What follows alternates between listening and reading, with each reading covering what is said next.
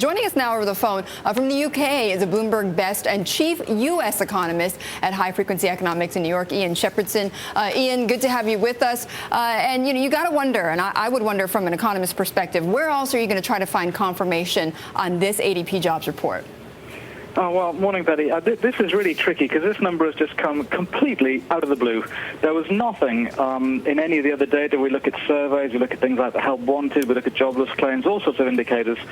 And they were all suggesting that ADP was going to come in around 100,000, maybe a bit higher. But right. 297, it's just absolutely astonishing. And unfortunately, all we can do now is wait for Friday for the official figures. But there's other data that's coming up. Aren't you going to look at that to see whether or not this ADP report was just a blip? Well, if we got another big drop in jobless claims, that number's out tomorrow, the day before the payroll figures.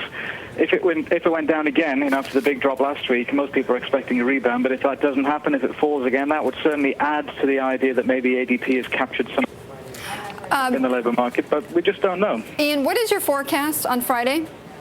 Well, I'm busy redoing it, funnily enough, after ADP. I mean, I was looking for low hundreds, but I think you've got to look for 200 plus now. I mean, ADP's record is not perfect, but it's not bad. It's the least bad of all the indicators that we have.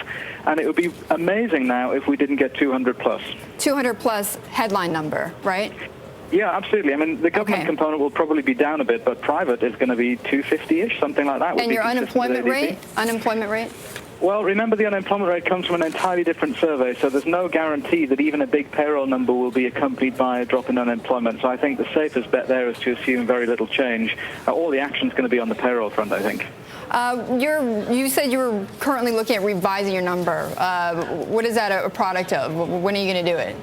Well, ADP is by far the most powerful indicator of actual private payrolls. And in fact, over the last year or so, ADP's been a bit on the weak side. So if you just draw yourself a chart of ADP and actual private payrolls, you could be looking at 350, 375 for private payrolls. So when a number like that comes out and you had been expecting private payrolls to be more like 150, you've got to have a rethink. Ian, thank you so much for joining us. I appreciate it. Always good to talk with you. Ian Shepherdson of High Frequency Economics.